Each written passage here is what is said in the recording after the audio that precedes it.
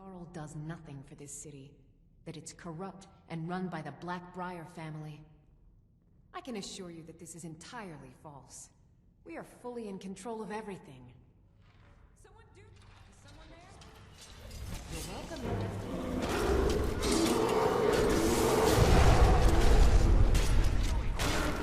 Care of that? Must have run off. Want to have your clip featured in the Skyrim Clip of the Week? Simply record the clip on your Xbox and then send it to me via message. My gamertag is iRyanI, that's IRYENI, and then you can message it to me over Xbox and I'll be able to view it. I look forward to seeing the clips that you guys send me. Now moving on to the video.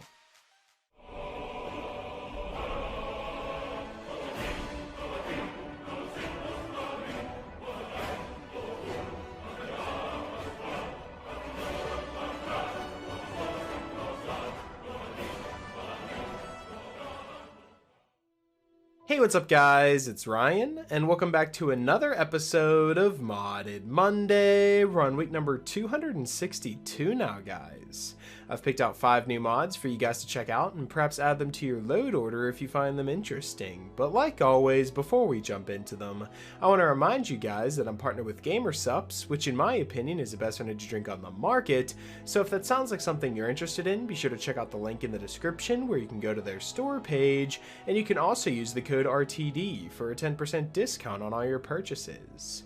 I also want to say, don't forget to subscribe so you don't miss any brand new mods each and every single week. Now that all that's out of the way, we can jump into this week's mods. And starting us off, we have a very simple mod called Kabu's Argonian Fins for masculine and feminine Argonian textures. Now the mod page reads that this mod adds fins to the character creation for discerning Argonians. Both stand alone in multiple combinations with the base game's Argonian hairstyles. The meshes are new, high poly, and modeled from scratch, and these new high poly fins utilize model space normal maps like the rest of the Argonian body so that the lighting on the scale stays consistent. So it'll greatly expand the customizability whenever you're creating an Argonian of your own, and I've actually been seeing a lot more Argonian mods resurface whenever it comes to, browsing the mod page here. A couple weeks back I said that we haven't really shown much love to Argonians or Khajiits or, any of the beast races in Skyrim, and it's not too often that you see one actually pop up on the mod page and get to the most popular section, but here we are 3 weeks later, and we've actually covered, I believe, 3 to 4 Argonian mods in the past couple weeks, so they're actually starting to resurface again, and I love to see that. So that's really all this mod does. It just allows you to have more fins on your character, and there's tons of new options available, and they blend with a bunch of different hairstyles that are already available in the game as well. And the fact that it's also compatible with a bunch of different body mods such as NPC overhauls, I was able to use this with my NPC overhaul mod, and it can also be combined with the previous Argonian mods that we've covered in the past few episodes here. And also my only complaint that I would have to say about this mod is the fact that the fins kind of clip through some of the helmets in the game, so if you're wearing like a leather hood or a cloth hood or a tight helmet, they are going to clip through the side, so it does look a little weird in that aspect, but that's really my only complaint with it. So if you're looking to start as an Argonian in your next playthrough and you just want a couple more options and actually be able to have fins on your character, then Kabu's Argonian Fins for masculine and feminine Argonian textures is definitely a mod I'd recommend checking out, so go download it and create a brand new Argonian playthrough for yourself. Coming in at our number 4 spot, we have a mod that shows some love to Solstheim because just like the Argonians, Solstheim doesn't get that much love on the mod page either. But now it's finally getting some love here. We have the Solstheim Dungeon Pack, which adds 9 new dungeons to explore within Solstheim. There's 2 new ancestral tombs, 2 faction hideouts, 2 large cave systems, and whenever they say large, they are absolutely massive cave systems to explore, 1 huge Nordic temple, 1 large Nordic ruin, and 1 small sewer system. All of the dungeons are made of only 1 level, but it's very big and diversified, except for the ancestral tombs that are also small. There'll be good fighting, good loot, and some eye candy, of course, and this isn't for the faint of heart either. So the mod creator would recommend being at least level 30 before attempting these dungeons because they're filled with a ton of different enemies that you can just get lost in and get absolutely decimated too because there's either so many of them or they're just very powerful. And the mod creator also wants you to know that the temple and Nordic ruins are very dark, so he put a barrel with some torches near the entrance just in case you don't have any, or you could just be like me who always uses the candlelight spell to light everywhere you go. Also in some caves you'll have to jump to get onto places, and there'll be ramps that will be able to go down, but not go up. So in order to get around these cave systems, sometimes you might have to do some parkour, because if you see whenever I walk into this giant cave system here and I just kind of look around to see what's around me there, it is an absolutely massive open space that you could just get lost in, and the amount of enemies that are in there too that you have to fight. It's just such a good mod if you're looking for a good dungeon dive and you've been exploring Solstheim and that's kind of where you are in your character and you just want a little bit more of a challenge. So this is definitely a mod I'd recommend checking out if you're planning on heading to Solstheim in your next playthrough, or maybe you're currently there and you just want to add something to the mix. So I would strongly recommend downloading this mod because it shows some love to Solstheim and adds a ton of new locations to explore and get lost in, and that's definitely why it's featured here at our number 4 spot. So I'd recommend downloading it and adding it to your load order as well. Coming in at the number 3 spot this week, now we're gonna have some fun because this is the Skyrim Modern Weapons mod.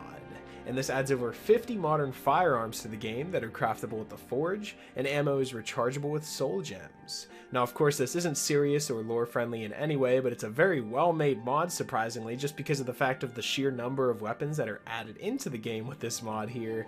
And they're nicely textured and they're just implemented pretty well, and there's sound effects that go along with it too. So if you're looking for, you know, maybe a silly load order, or you're not really taking the game too seriously and you just kind of want to walk around with guns in Skyrim, this is definitely a mod I'd recommend checking out because it adds the AK-47, the AK-74U, the MP5, the MP7, an RPD, an RPK, an AA-12, the Origin 12, the Desert Eagle, 357 Magnum, a flamethrower, the Spaz 12, Scar H, Mac 10, Tech 9, and many, many more weapons. And this is just a hilarious mod. The second I saw it on my popular mod page, I just had to get it because these guns are just textured really nicely, and the fact that they went through the trouble of actually implementing them so you hold them correctly, and whenever you're walking around you can actually shoot them and it has its own unique effect, and even has the sound effect of the gunshot as well. This is just truly an amazing mod to add into your game if you're just looking to kill someone that you absolutely hate in Skyrim, such as Nazim. If you're going to take out Nazim, this would be a very creative way of doing it.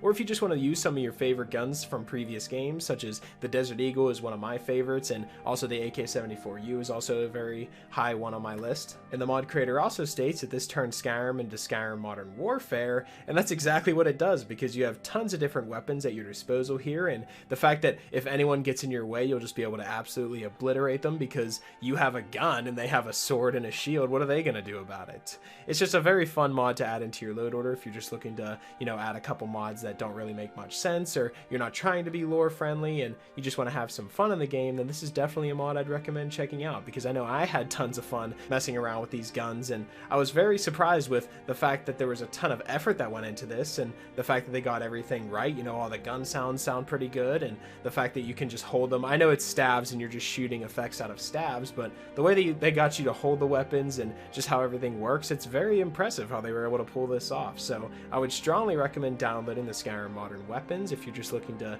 you know, have some fun in Skyrim and not take it too seriously, and that's definitely why it's featured here at our number 3 spot. So I'd strongly recommend downloading it and giving it a try for yourself.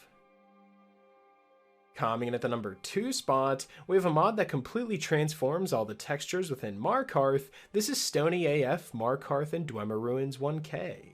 And the mod page reads that this is a retexture of Markarth and Dwemer Ruins, which aims to be faithful to the original design while improving the original concept of a city built through carving through the mountains. It's available in 1K, 2K, and 4K textures as well. And there's quite a handful of Markarth retextures on the Nexus, however none of them truly fit the mod creator's vision of the city. So they set out to create their own version of Markarth, and they recreated every vanilla design and combined them with photorealistic material similar to the Windhelm mod that they created, resulting in a retexture that is faithful to the city's overall look and feels. And the Dwemer Ruin architectures are given the same amount of treatment with extra grunge to make them feel appropriately old while giving the idea that the Dwemer are master craftsmen. Stony AF, Markarth, and Dwemer Ruins covers all stone architectures and wood textures, but the only thing that's not covered within this mod are the Dwemer metals, probably because they were already getting pretty high in memory space and they didn't want to go too high. But the mod creator recommends downloading the ancient Dwemer metal if you're looking for a perfect Dwemer metal mod that goes alongside with the Stony AF, Markarth, and Dwemer Ruins mod. Now the mod creator also states that this is incompatible with other Markarth and Dwemer Ruins retextures, but I was able to use Skyland all-in-one just fine. I just made sure to load this mod after Skyland, and everything worked great. I didn't have any lag or crashes or anything whatsoever, but they also go on to say that these are compatible with the Markarth Reflective experience, as well as Skyrim A Mountainous experience, which he highly recommends jamming all these together to have the best experience whenever it comes to Markarth and Dwemer Ruins, and also the Ancient Dwemer Metal mod, which I said earlier. Now, I absolutely love the changes that have been made to the city. You know, you can absolutely tell the second you approach it from the outside, not even going into Markarth yet, you know something's changed. All in all, this is a great new take on Markarth and Dwemer Ruins, and actually upscaling their textures and making it feel a lot more remastered. So if you're going for a graphical load order in your next playthrough, then I'd strongly recommend adding Stony AF, Markarth, and Dwemer Ruins 1K to that list. And that's definitely why it's featured here at a number 2 spot this week, so I'd strongly recommend downloading it and adding it to your load order as well.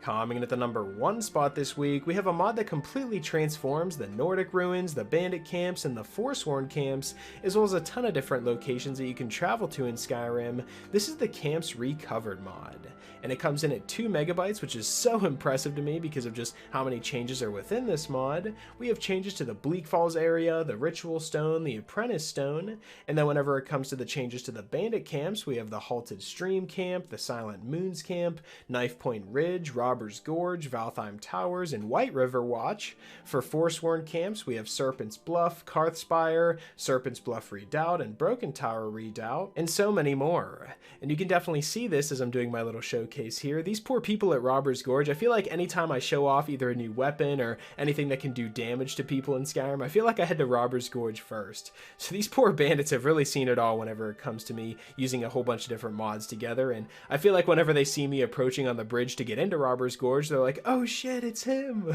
But all jokes aside, you know, Robbers Gorge has been completely changed. There's a new interior that you can go into and actually shows you where the bandits would actually hide out and actually sleep. And then heading over to Valtheim Towers, they added a ton of new levels and actually a way to get down into the river where the bandits would go fishing so they could get their food that way. And I really like how the mod creator thought about this. Like at the Robbers Gorge, of course, I already talked about how he added more beds in a room that's inside the interior of Robbers Gorge, and Valtheim Towers, they have a source of food, being it fish. Whenever they head down to the docks there, they can actually fish off the side into the river there. And even going over to Karthspire. Karthspire is completely changed, and it's probably one of the biggest changes that I've seen within this mod, because this camp is absolutely massive now. It was already pretty much 2 locations before. You know, you had Karthspire and then the Karthspire camps on the side, but now it's completely transformed and has a nice wall around it, and it's just really well made and really well put together as well. And this is definitely going to make that next bandit encounter a lot more challenging, but a lot more rewarding as well, because there's a ton of new items to loot that have been spread out throughout this mod and added to the new areas, as well as new chests to find. And it's really just a huge upgrade to the Nordic Ruins, Bandit Camps, Forsworn Camps, and more, and that's definitely why this mod's featured here to number 1 spot this week. So if you're looking to completely transform a bunch of different locations scattered throughout Skyrim and make them a lot more challenging but a lot more rewarding as well, then the Camps Recovered is definitely a mod I'd recommend checking out. So go download it and explore these brand new locations for yourself. So that's pretty much it for this week's episode of the top 5 Skyrim mods of the week. Hopefully you guys did enjoy, and if you did, I'd appreciate it if you left a like and subscribe if you're new. It really helps me out a lot. And if you have any suggestions for mods you'd like me to cover in future top 5 mod episodes, be sure to let me know in the comment section below, or you can follow me on Twitter. I'll be sure to leave my Twitter in the description, and you guys can follow me on there and leave me suggestions there as well. Special shout out to my Patreon supporters. Thank you guys so much for everything that you guys have done for me. And yeah, that's pretty much it. Hopefully you guys did enjoy, and I will talk to you guys later.